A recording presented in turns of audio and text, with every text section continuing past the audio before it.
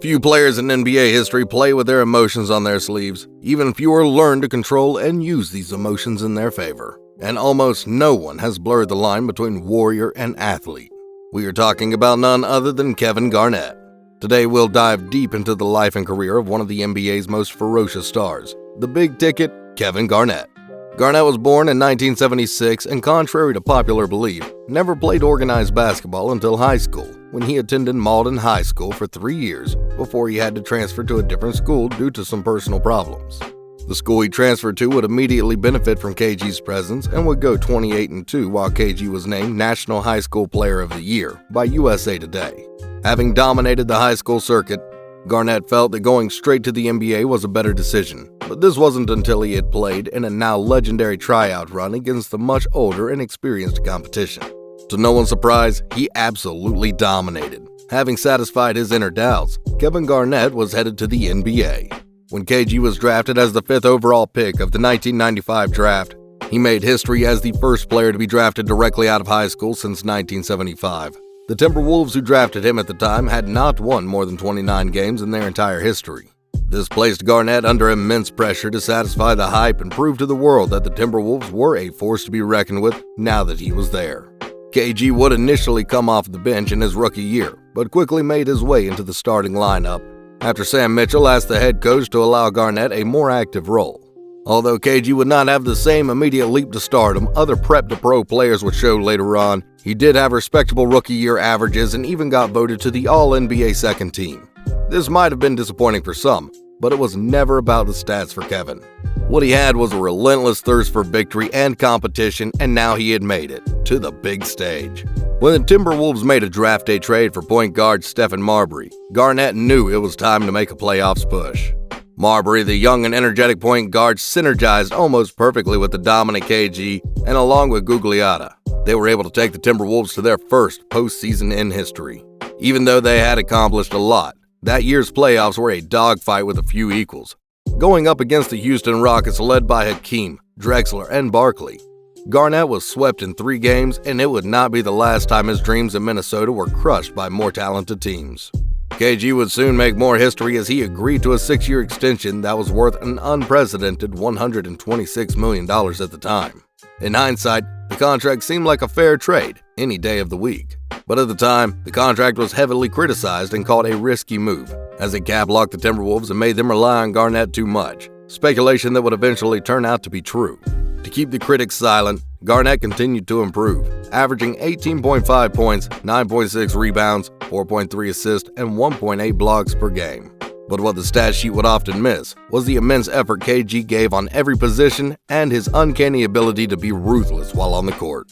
Kevin continued being an all-star, and the Timberwolves had their first winning season in franchise history, as he continued taking more and more of a leadership role in the locker room, a feat almost unbelievable as he was only 21 or 22 at the time.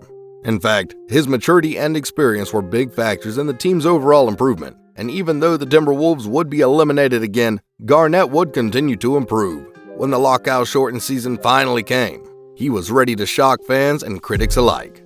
Kevin Garnett vastly improved his game and broke through as a superstar, averaging 20 and 10 with 2 blocks per game on his way to his first All-NBA third-team selection at only 23. It seemed like KG had finally found his key to success as the Wolves got off to a great start, but it would all come crashing down when Stephen Marbury was traded midway through the season, with Garnett expected to hold the team together by himself. Once again, he would fall in the first round of the playoffs as he battled the year's finals MVP Tim Duncan in a historic clash of the Titans. In the 1999 to 2000 NBA season, Garnett was considered one of the top players in the league. However, many still doubted whether he could take a team deep into the playoffs. To Garnett's disappointment, the Wolves would lose once again in the first round of the playoffs, despite him finishing in second place in MVP votes. A year later, he led the Wolves to a 47-35 record and made it to the All-NBA second team, but was unable to withstand the Spurs in a rematch against Duncan. This bad stroke of luck would continue as the Timberwolves were swept by Dirk Nowitzki's Dallas Mavericks the year after.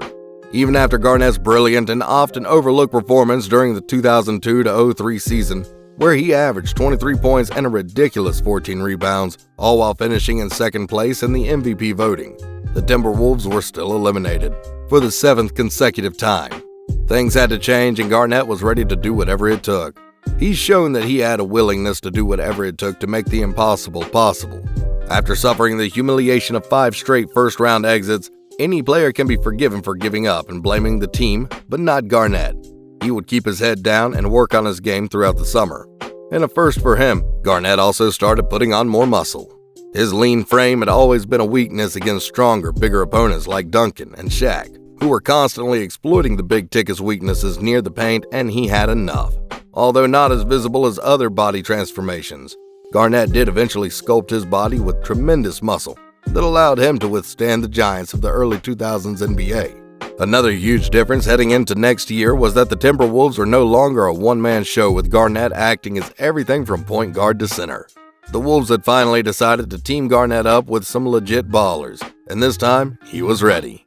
The 2 most important acquisitions for the Timberwolves team were exactly what they needed most: a veteran point guard who could manage the ball, and a dangerous scorer who could keep the pressure off Garnett.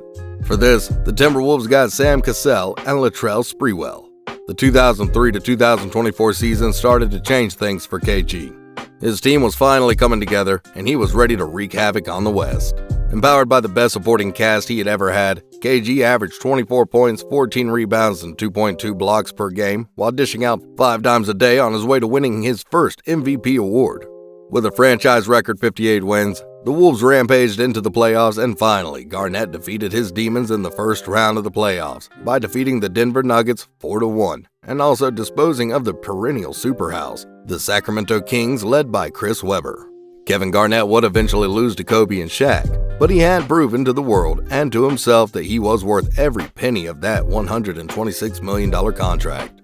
Perhaps it was this vindication that led to the end of his time in Minnesota, the team having regressed after achieving the highs of the 2003 season. But even more important was the Wolves' refusal in surrounding him with good players.